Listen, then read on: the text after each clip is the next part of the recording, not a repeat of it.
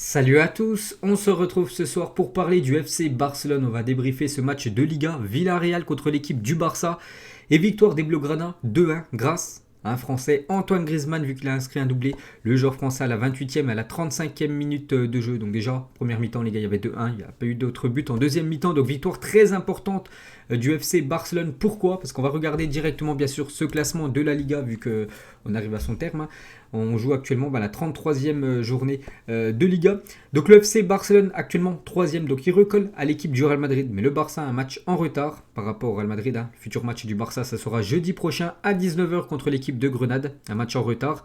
Et toujours l'Atlético en tête. L'Atlético, aussi un match en retard par rapport au Real. L'Atlético joue ce soir du côté de Bilbao. Bilbao actuellement 10e. Donc bien sûr, ça va être une fin de Liga complètement folle. N'oubliez pas que dans 2 semaines, le FC Barcelone reçoit l'équipe de l'Atlético Madrid.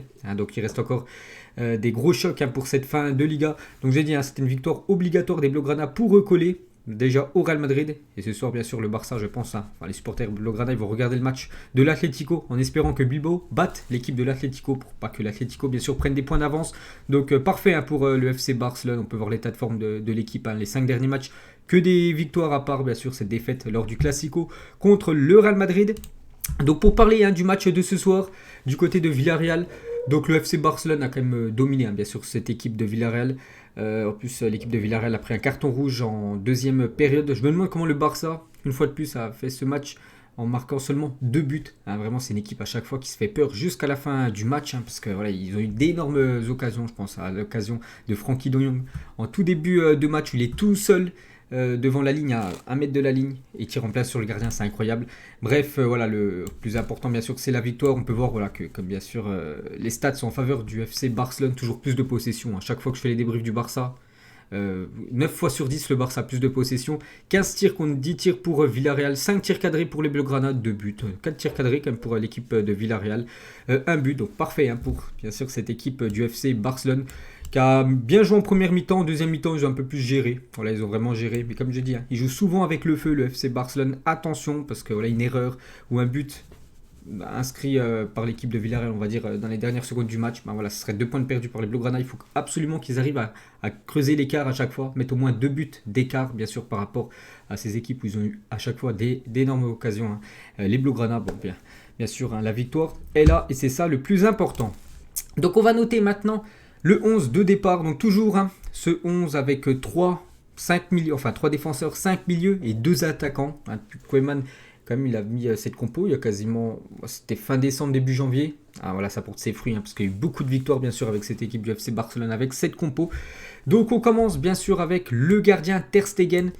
Donc Ter Stegen, j'ai lui mis une note de 6, les gars. 6 Ter Stegen, donc bien sûr, c'est un match satisfaisant. Voilà, globalement, c'est un bon match. Mais sur le but, après, voilà, l'attaquant nigérian, c'est un attaquant nigérian. Il a mis à l'amende, bien sûr, il lui a mis une petite roulette. Il n'a rien pu faire, bien sûr, Ter Stegen. Donc, juste à cause de ce but pris. C'est pour ça que je lui mets un point en moins. Parce que souvent, les gars, voilà, quand l'équipe gagne et le gardien n'a pas eu grand-chose à faire, je lui mets souvent 7. Mais vu qu'il a pris un but, je lui mets 6 pour Ter Stegen. Mais bien sûr, plus important, c'est la victoire de son équipe. Ensuite, on passe aux trois défenseurs centraux. Donc j'aurais tous mis une note de 7 les gars, soit Mingueza, Piqué et l'anglais. Bien joué à Mingueza parce que sur le deuxième but, je ne sais plus si c'est le premier ou le deuxième but, bref d'Antoine Griezmann, c'est lui qui fait l'ouverture pour, je crois que c'est le premier but, l'égalisation juste dans la foulée du FC Barcelone. Donc c'est lui qui fait l'ouverture pour Antoine Griezmann, donc bien joué Mingueza, sinon ils ont été solides, que ce soit lui, Mingueza, Piqué ou l'anglais, voilà, les trois ont été solides, il n'y a pas eu trop d'occasions quand même de la part de Villarreal. Donc ils ont fait le taf, les trois là. En plus, il y a eu victoire au bout. Donc 7 pour les trois. Ensuite, on passe aux latéraux. C'est des latéraux quasiment ailiers. On va commencer à gauche. Donc Jordi Alba, les gars, ce soir, je ne l'ai pas trouvé exceptionnel. Donc une note de 6. Donc déjà sur le but encaissé par l'équipe du FC Barcelone. Des glissades de Jordi Alba. Voilà, il ne fait pas exprès, mais bien sûr, ça coûte le but. Parce que je pense, s'il aurait resté sur ses appuis, pas s'il y aurait eu but, bien sûr. Donc je mets 6, puis même dans le jeu, il n'a pas été, ça n'a pas été le grand Jordi Alba qu'on voit souvent. Donc je mets une note de 6. C'est quand même la moyenne, bien sûr que c'est un match satisfaisant, mais on sait qu'il peut faire bien mieux. Le défenseur ou ailier espagnol, parce qu'il se monte souvent. Ensuite, l'autre côté, la même chose, les gars.